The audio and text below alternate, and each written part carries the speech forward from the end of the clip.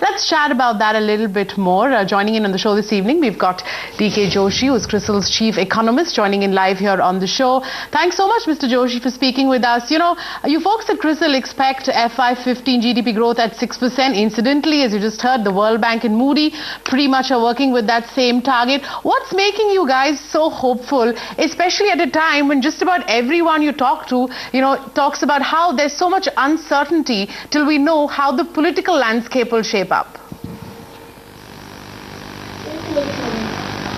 Well, I think one of the reasons why the growth is expected to pick up, I think, is the global economy is expected to do much better next year. The IMF has released its forecast, and I think that clearly shows an upturn in the global economy led by economies like US. So that is positive for our exporting sector. And then I think on the domestic front, I think we've seen some traction as far as the clearing of some projects and lifting of mining ban is concerned, because these sectors have a very low base. I mean, if you look at mining activity has been contracting for 2 years now. So there'll be, even if there is some positive action there, it will show up as positive growth in the mining sector, which will spill over to manufacturing also. The third element which supports growth is a assumption that monsoons will remain normal. So if this happens, I think the growth can lift to 6%, given that we have a very, very weak base of last 2 years. So, but I think one must remember that this growth is fragile, and the assumptions that I was talking about, if they don't materialize, then there is a risk of growth falling back to close to 5%, which it has been lingering for the last 2 years. So I think there's an asymmetric risk of growth falling or continuing at the same rate as of last 2 years if the risks materialize. But the upside is very limited, because we don't expect a sudden jump in growth because of the simple reason that the investment scenario still continues to be weak. So you can't expect a sustained growth ahead.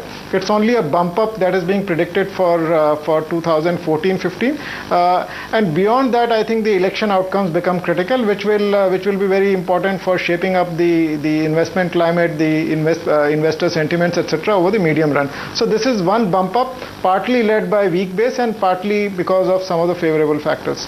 Right.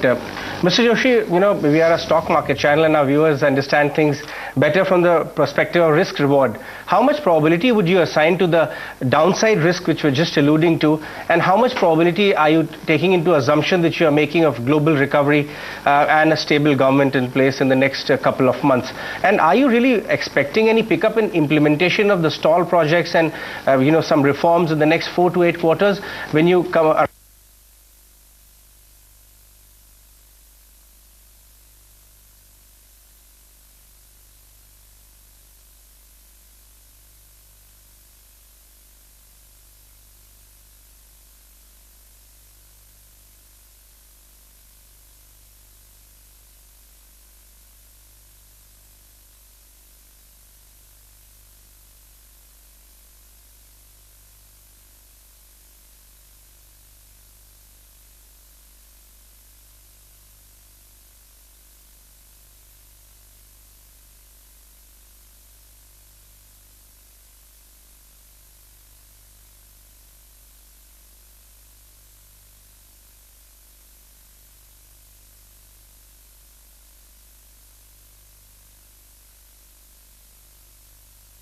soon being not failing, so to say, or being normal. So we have assumed that.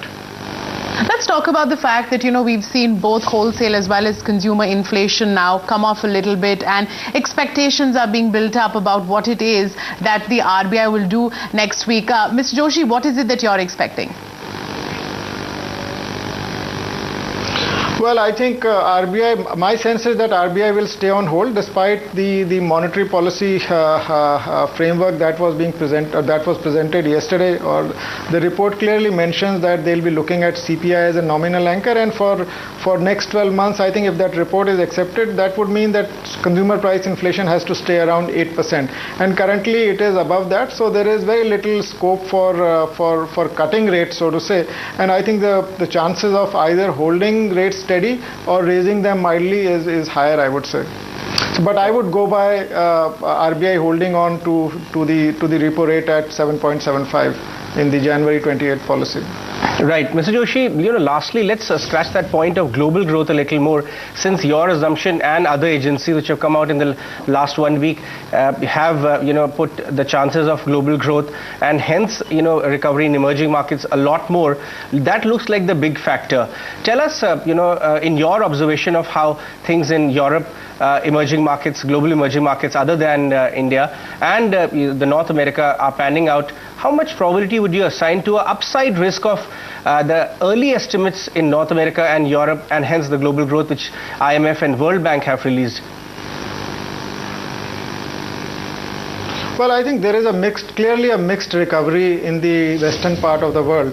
The strongest recovery is expected in US, where I think housing markets have picked up, the private sentiment is strong, and I think even the risk from a standoff in the government has reduced, because I think the Murray-Ryan deal which was pushed, I think that means that there's very little fiscal risk or very little chance of a fiscal shutdown. So US is going to do well next year.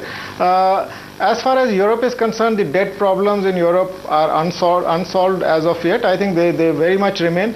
But Europe, as far as our predictions are concerned, Europe is going to move from negative growth to a subpar positive growth. So we are expecting around 0.9% growth in the Eurozone. As far as I think the other parts of the world are concerned, I think Japan is still experimenting with its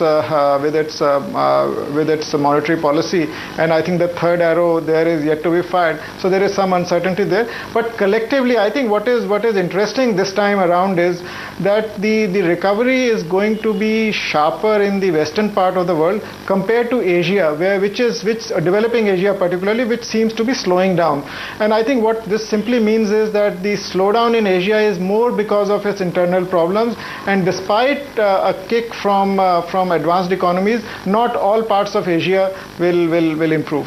All right, Mr. Joshi, we leave it at that. Many thanks for taking time out for us this evening. Have a great evening. All right, with that, on that note, let's take a short break. But up ahead, inflation targeting may not work in India, says Economic Affairs Secretary